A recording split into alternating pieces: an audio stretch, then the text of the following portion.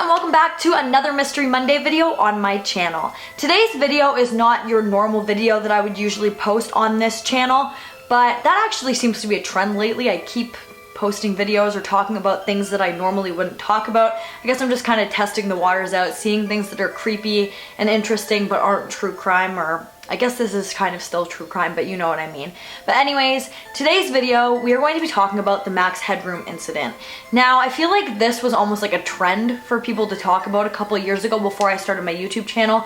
So I'm sure a lot of you have heard of this case before, but I did really want to talk about it on my channel. So I'm hoping that I can give you guys some new information that you haven't heard of before, or refreshing your memory, or maybe some of you haven't heard of this case before. But with that all being said, let's get right into today's video. So like I already said, today we are going to be talking about the Max Headroom incident. So to start this video off, I think that we should talk about who exactly Max Headroom was, because I heard about this case a couple of years ago and I had no idea who Max Headroom was until I researched this case on my own. So Max Headroom was a artificial intelligence TV character that was released to the public in 1984. And I do believe that he was America's very first artificial intelligent computer generated TV host. He was known for his witty personality and his stuttering, and at this time he was extremely popular. So now let's get into the incident. This incident took place on November 22nd, 1987,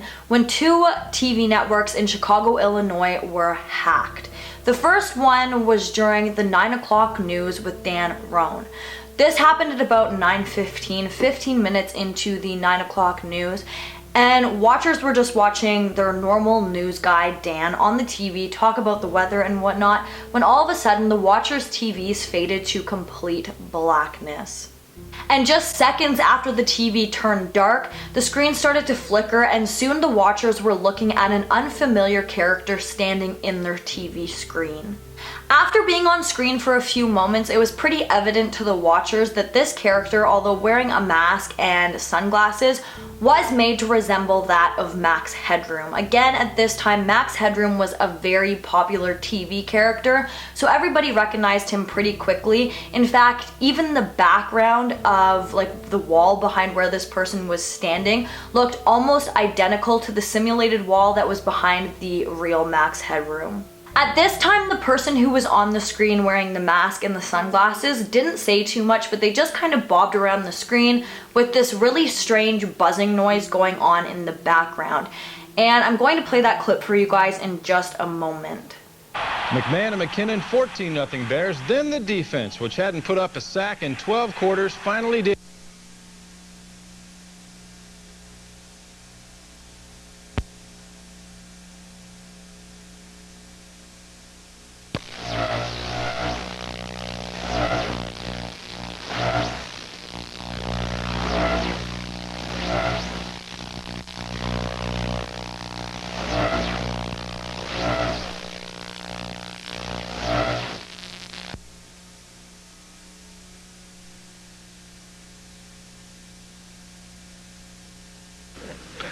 Well, if you're wondering what's happened, so am I. Actually, the computer that we have running our news from time to time took off and went wild. So what we're going to do is start over from the top with the Bears and tell you once again about the 30-10 victory they had over Detroit today out at Soldier Field. Now, I'm not sure about you guys or what you guys think, but personally, if I was just innocently sitting in my living room watching TV and this popped up on the screen, I would be pretty creeped out. Maybe it's because I personally am not familiar with Max Headroom. I mean, after it continued to play, I probably would find it a little bit humorous. But at first, without any knowledge of who this character was and why this was happening to my TV, I think personally, I would think that I was being personally victimized and I would freak out. So I can only imagine what was going through the viewers' minds at the time when this happened. The studio engineers almost immediately jumped to the assumption that whoever had hacked the TV station was doing it from within the same building that the 9 o'clock news was being filmed in. So they started to search around the building and whatever, but soon they discovered that this was actually pre-recorded and was actually coming from a completely separate location and obviously the people who were behind this, who had hacked the TV station, were a third party that probably didn't really have any affiliation with that TV network.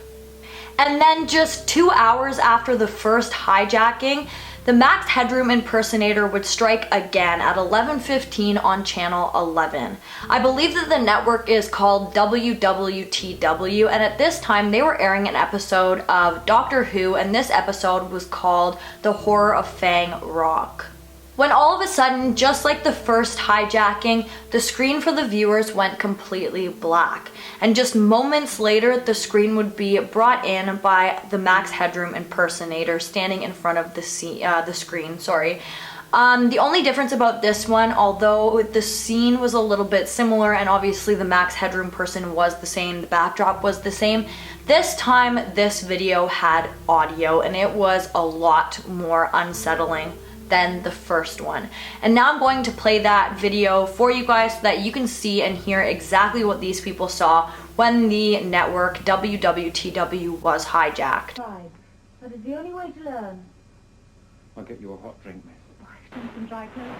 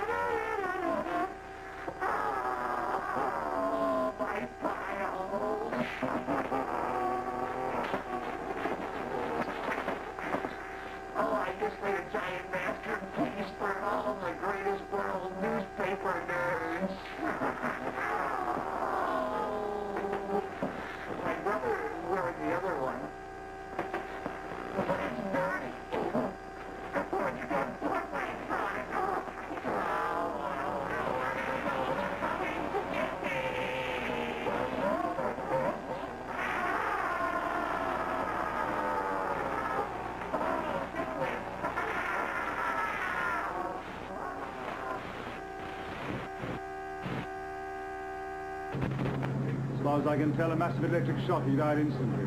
The generator? Oh, you're always so careful. Like I mentioned, this second hacking does leave you with a more twisted, unsettling kind of feeling than the first one, just because it is so, like, I don't know, it's just absurd. Like, it just seems really weird and crazy. But this second hijacking lasted for a total of 1 minute and 22 seconds. Now, at this time, there was no engineers at that station, but if there was, they would have been able to cut this hacking off almost immediately. Now, due to the fact that there was no engineers at the station at this time, the actual station who was playing Doctor Who got hacked, they had no recordings of this hacking. The only recordings that were made of this second hacking were by people who were at home recording the episode of Doctor Who. So now let's just backtrack a little bit and talk briefly about some of the things that were said during the second Max Headroom hijacking. So at one point, the Max Headroom impersonator claims to be better than a man by the name of Chuck Swirsky. Chuck Swirsky is actually a sports reporter, on the TV network WGN-TV, which was the first network that was hijacked by the Max Headroom impersonator. This Max Headroom impersonator also holds up a can of Coke and says, "Catch the wave." Now, the meaning behind this entire hijacking is pretty much unknown, but the real Max Headroom at the time was the spokesperson for Coca-Cola, and their catchphrase at that time obviously was "Catch the wave," so there were some links between that. The rest of the things that were said throughout this second hijacking, although intelligible, you can hear them, they are on the screen when you're watching that clip, they just don't really make sense, and it just seems like a lot of blibberish and nonsense being spoken by the hijackers. After this hijacking was done, the FCC got on this case immediately. And for those of you who don't know what the FCC is, because I had no idea what it was before I was looking at this case, they are the people who are in charge of the airwaves. So anything that you see on your TV has to go through the FCC first. So they were investigating this case heavily, and they were quite certain that they were going to find who was behind the hijacking. And the following day after this happened, the spokesperson for the FCC was on the news, and he had said that the minimum fine for this kind of hijacking was either $100,000 or 1 year in jail, or both. After focusing a lot of time and attention into this case, they were able to figure out quite quickly how the hijackers did this. Now, I personally am not very smart about these kinds of things, and I don't understand them all, so I'm going to just keep it short and sweet by saying that they pretty much determined that the hijackers could have done this very, very easily, and they wouldn't have even needed to purchase like high-tech expensive equipment to do so. The FCC was also able to determine a general area in which this video was filmed in before being broadcasted on the TV network. So they firstly figured out that in the background of this video there seemed to be a pull-down warehouse door. They then investigated the area thoroughly and found, I guess, like a district of warehouses that all had doors that were identical to the one that was in the background of the hacked video. And because they were able to determine this quite quickly, they thought that they would be able to track down the hackers quickly as well and prosecute them for their crimes. But that was not the case. It has been 30 somewhat years, and these hackers still have not been caught. They have never been identified, and it seems pretty much that we have really no idea who they are. And that is actually why I wanted to talk about this hijacking, on my channel, because I just think it's so strange. I find the entire hijacking very unsettling. I find the clips, the videos very unsettling. Like, why do this? What was the point? Like, I understand, like, it's kind of funny. Like, if you look at it, it's a little bit humorous. Like, when the Max Headroom impersonator's on the screen and, like, he's getting his butt slapped. Like, it's a little bit humorous. But why? Especially when you could be fined $100,000 or spend time in prison. What was the point behind this? And I personally think that there's probably some hidden message in this, although after researching I couldn't find anybody who had dove too deeply into that theory. But like, why? That's the whole reason I wanted to talk about this. Like, what? Anyways, there are some theories that go along with this case of who did this and a little bit of why somebody might want to do this. So I'm going to talk about those now. Now, although this hacking was quite big and popular and pretty much like everybody knows about it nowadays, I feel like there are only two groups of people that I'm going to be talking about as the theory. And the first one that I'm going to talk about right now is the person who is more widely speculated to have possibly had involvement in this hacking, and that is a man by the name of Eric Fourrier. I hope I'm pronouncing that correctly. He is the creator of the character Shay St. John, who is fictional. It's like it's not a cartoon. I'll insert clips of it throughout this video. But basically, this character was once a model. She got into a car accident which left her horribly disfigured, and then she went on to kind of recreate her body using mannequin parts. So as you can imagine, it is very creepy. Again, I'm going to try and insert some of the clips of Shay St. John throughout this video, but I don't know how many I'm actually going to be able to find. Eric Fourrier was actually quite popular on YouTube way back when YouTube just started. He had made some mini videos for this character, Shay St. John, but at one point he somehow got banned from YouTube. He wasn't passing their guidelines or whatever nowadays, and YouTube obviously has so many guidelines, so many people struggle with it. So his YouTube channel got shut down, and that is why there might be a problem with me finding some of his videos. Anyways, again, like I said, these videos were a little bit creepy and unsettling, and the reason that some people believe that he could possibly be responsible for the Max Headroom incident is because the filming style and just the style of the videos altogether hold a lot of similarities. Hood. You've been doing this for 24/7. So you've been doing the hand thing all day? Heard you were. Jordan told me you had been doing it on a sleeping bag earlier. Hood.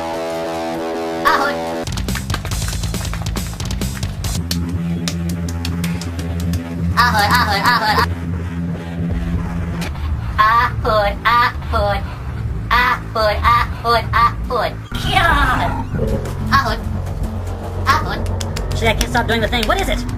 God, I heard you doing the hand thing.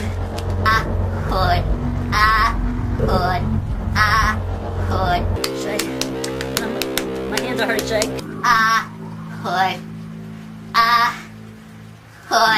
What is that? God, what is it?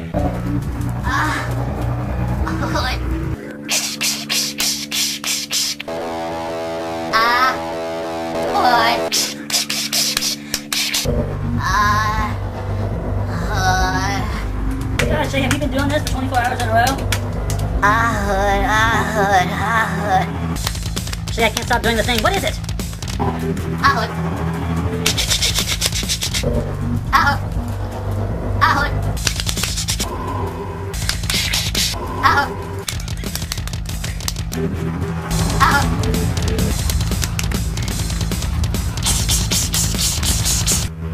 Shay, are you still doing that hand thing? So this theory kind of goes that Eric was living in Indiana at the time and he was in a band called the Blood Farmers. Now, they were just like a pop punk band and I don't believe they were very like big. They were just, you know, kind of like playing in the garage type of bands.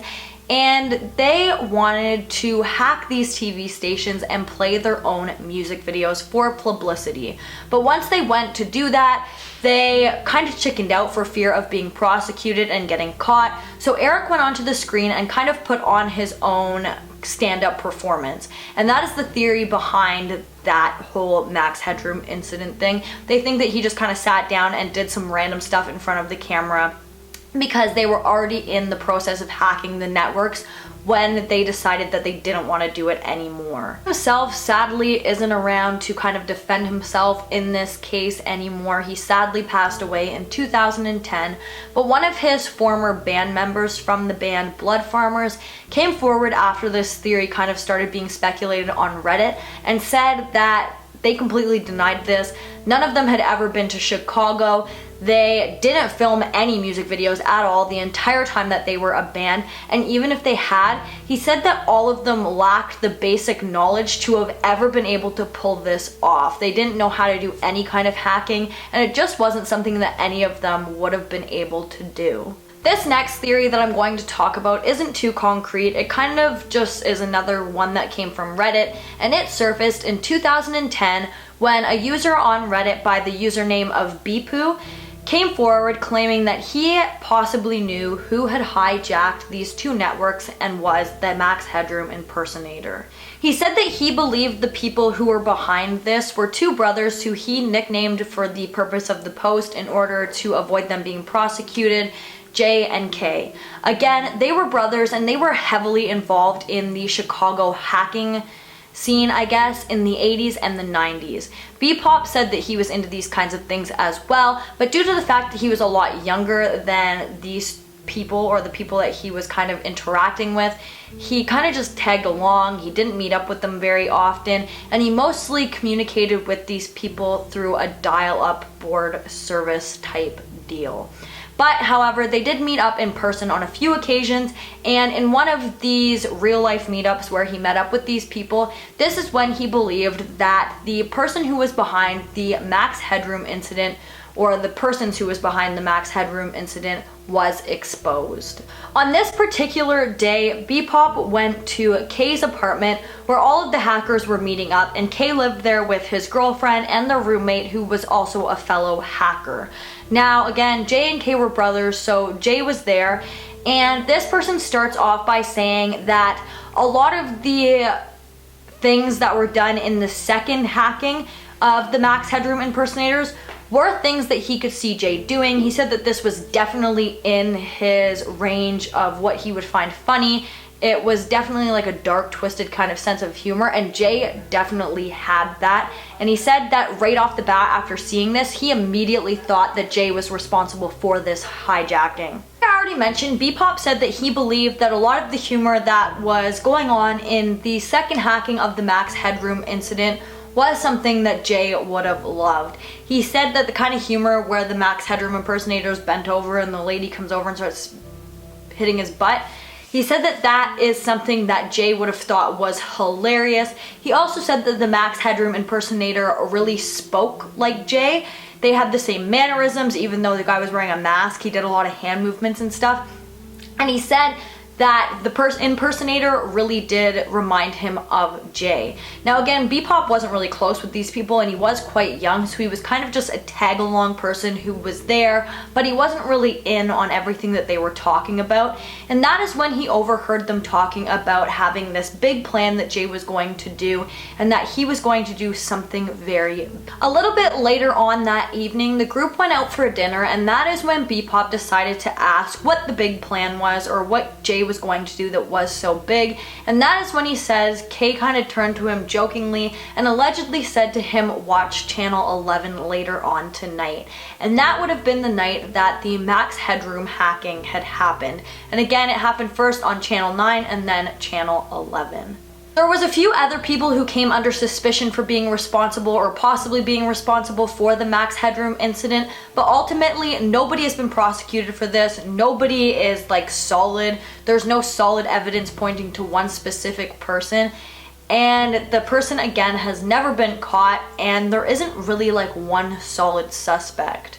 The Max Headroom hacking was not the first of its kind, and it definitely was not the last. But this is one of the only hackings like this where the people behind it have not been caught. And again, the reason that I wanted to talk about this video, or this hacking, sorry, on my channel is because it has been upwards of 30 years and they are no closer to figuring out who was behind this hijacking. They have no idea who was responsible, and not only that, but the hijacking itself and the videos that were played during the hijacking are just a little unsettling. Although funny, they do leave kind of like a bad taste in your mouth, and I thought they had a little bit of a creep factor to them, so I wanted to share them with you guys today. Guys, that brings us to the end of today's video. If you like this video, please give it a big thumbs up. Don't forget to comment down below what you'd like to see in my future videos, and don't forget to subscribe and turn on that notification bell so that you don't miss any future videos from me. I also just want to mention, if you've watched this far, that there has actually been reported sightings of Mothman returning to West Virginia as of lately. So I'm going to keep an eye on that, and if there's any more information or any more sightings, I'm definitely going to be making a video on that in the future. So I just thought that was really interesting and really exciting, and I wanted to throw it in at the very end of this video. Anyways, thanks again for watching, guys, and I'll see you in the next one. Bye!